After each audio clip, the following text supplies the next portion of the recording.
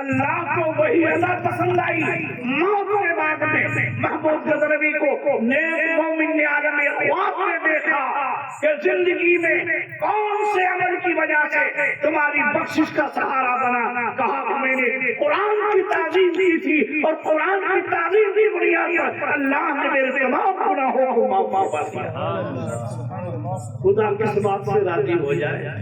ہماری قوم کی سب سے بڑی کمی یہی رہی. دوسری قومیں عروج اور ترقی کی منزلوں کو کیوں چھوئی کہ انہوں نے اپنے رہنماؤں کی، اپنے مہاپروشوں کی، اپنے بڑوں کی، اپنے گیانیوں کی باتوں کو سن کر عملی جامہ پہنایا کہ ہمارے مہاپروش نے رات میں اپدیش دیا تھا، اس اپدیش پر ہمیں عمل کرنا ہے. ہماری قوم اتنی مردہ ہو گئی اس کان سے سنتی ہے اور اس سے نکالتی ہے. عرصہ گزر گیا، رات بھر تقریر سنتے رہو بیکار ہے، تھوڑا سنو لیکن عمل کی حیثیت سے سنو.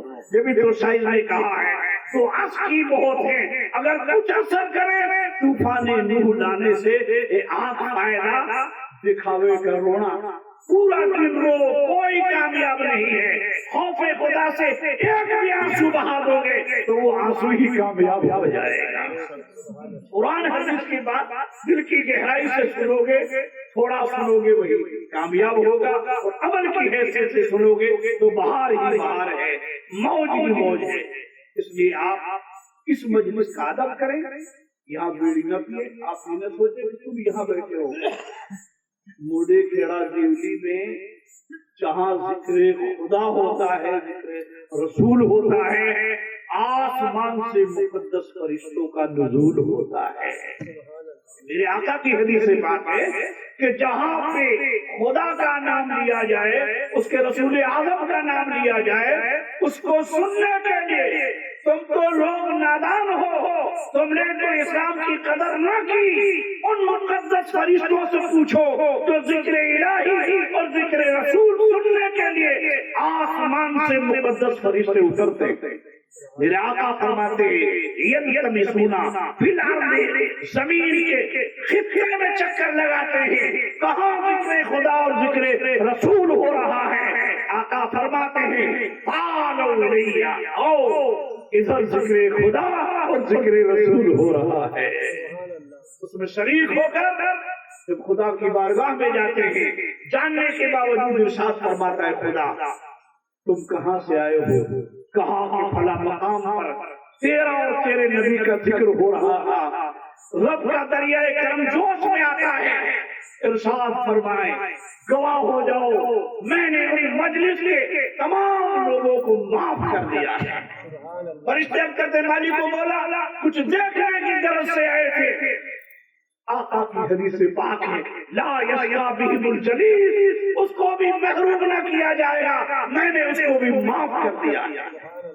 یہ تو بخشش کے بہانے ہیں، یہ تو مغفرت کے بہانے ہیں، یہ تو عطا کے بہانے ہیں.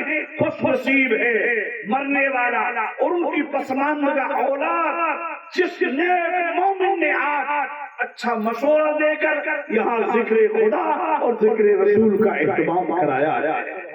میرے آقا کی حدیث سے پاک ہے مصطفیٰ جان رحمت ارشاد فرماتے ہیں جس بندے مومن نے کسی مومن کو اچھائی کا مشورہ دیا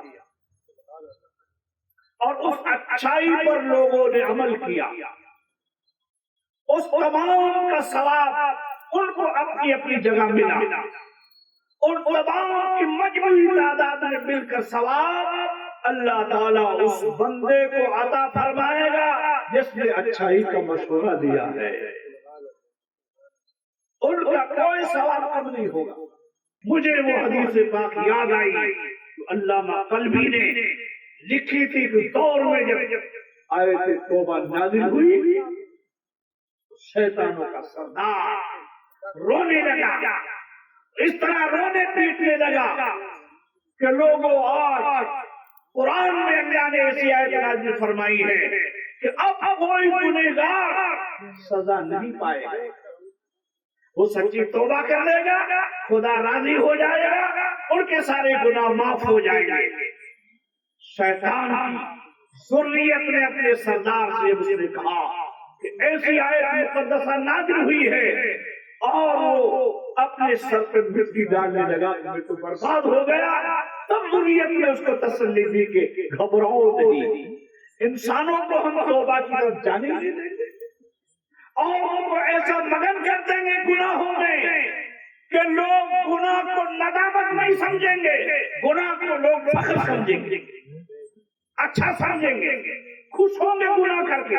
جیسے ڈی جے بیٹی ناچ رہی، ماں ناچ رہی، بہن ناچ رہی، بیوی ناچ رہی اور ماں باپ خوش ہو رہے، مگن ہو رہے. غیرت ختم ہو گئی، ایمان ختم ہو گیا، شرم مٹ گئی. آج میوات کے غیور مسلمانوں، آج تمہاری حیا اور شرم کہاں گئی کہ جب ڈی جے پر بیٹی ڈانس کرتی ہے اور تو بجائے خدا کے سامنے رونے کے اپنے دل میں خوشی محسوس کرتا تھا، اپنے دل میں خوشی کا احساس پیدا کرتا ہے. کیوں نہیں ہوا یہ بات؟ چاہیے تو ہمیں خدا کے سامنے رونا تھا کہ مولا میں نے برا کیا ہے، میں نے برائی میں حصہ لیا ہے، مولا میں زندگی میں کبھی برائی کی طرف پھر قدم نہ بڑھاؤں گا. روتے خدا کے سامنے، لیکن تم رونے کے بجائے فخر محسوس کر رہے ہو، اپنے دل کو خوش کر رہے ہو. وہی شیطان کی بات یاد آئی، اس نے کہا کہ ہم لوگوں کو ایسی برائی کی طرف ملوث کر دیں گے کہ لوگ برائی کو برائی نہ سمجھیں گے، بجائے ندامت اور شرمندگی کے فخر محسوس کریں گے، خوش ہوں گے. آج ہو یہی رہا ہے، گناہ کر کے ہم بجائے شرمانے کے اور زیادہ راضی ہو رہے، اور زیادہ فخر محسوس کر رہے ہیں. تمہیں اب کر رہا تھا آج یہ تقریب ہم نے رچائی اور اس مجلس پاک کے ادب احترام کے بارے میں میں نے بتایا، تو میں یہ سوچا کہ آپ ایک ہی گھنٹہ مجھے دیں، مجھے کوئی ضرورت نہیں کہ آپ لوگوں کو رات بھر جگاؤں، رات بھر آپ لوگ جاگتے رہیں، ایسی کوئی ضرورت نہیں ہے. میں بہت قیمتی باتیں بہت تھوڑے سے وقت میں، جیسے ایک دریا کو کوزے میں سمیٹ لیا جائے، ایسے بہت ضروری باتیں آپ لوگوں کو موت کے تعلق سے بیان کروں گا. جیسا دسترخوان ویسا مہمان، جیسا مہمان آتا ہے اس کے لیے ویسے دسترخوان سجایا جاتا ہے. میرا اصول بھی ہوتا ہے کہ جیسا مجمع ہوتا ہے ویسے تقریر کرتا ہوں. آج کا مجمع موت کے تعلق سے ہے، تو موت و حیات میں جو باتیں ہمارے کام آتی ہیں ان موت و حیات کے مسائل آپ لوگوں کی بارگاہ تک میں پیش کرنے کے لیے حاضر آیا.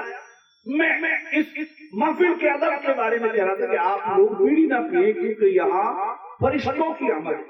ابھی تو سوچے کہ یار ہم چند آدمی بیٹھے ہیں، تم سے زیادہ یہاں مقدس فرشتوں کا نزول ہے.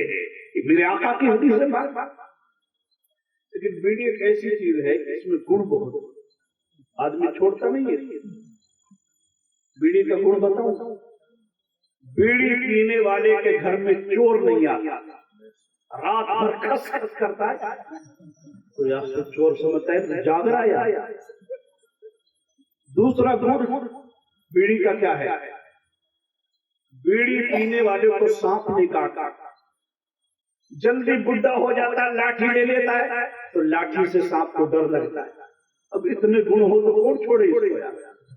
اللهم صل على سيدنا ونبينا وحبيبنا مولانا محمد وبارك وسلم صلاة وسلام عليك يا رسول الله، صلاة وسلام عليك يا نبی اللہ. آج ہم نے یہ محفل پاک مثال ثواب کی رچائی. دیکھو زندگی میں آدمی اپنے لیے اچھائی کا ڈپوزٹ جمع کرے. جیسے ہم زندگی میں مارجن منی، بینک میں پیسہ اپنی عمر کے لیے کرتے ہیں کہ بڑھاپے میں یہ کام آئے گا، جب میں ہر طرح سے نکما ہو جاؤں گا تو پیسے کی معرفت اپنی میں زندگی گزاروں گا. ایک ہر آدمی کے ذہن ہوتا ہے، ہر آدمی کی ایک سوچ ہوتی ہے کہ اتنا ڈپوزٹ میرے پاس ہو جس سے میں اولاد کا محتاج بھی نہ رہوں اور میری زندگی آرام کے ساتھ گزرے. یہ ناپائیدار زندگی ہے جس کے لیے ہماری کتنی بڑی سوچ ہے، کتنا بڑا ہمارا گمان ہے، کتنا بڑا ہمارا شوق ہے، جبکہ پتہ نہیں ایک قدم کا شاعر نے کہہ بھی دیا، آگاہ اپنی موت سے کوئی بشر نہیں، سامان 100 برس کا ہے پل کی خبر نہیں. سیٹ جی کو فکر ہے ایک ایک کے 10 کیجئے، موت آ پہنچی کہ حضرت جان واپس کیجئے. ہم تو ایک 10 کرنے میں لگے ہوئے تھے، اتنے میں تو ملک الموت آ گیا کہ جان ہی دے دے، ایک 10 کا فکر چھوڑ دے۔ ہماری آپ کی حقیقت کیا ہے؟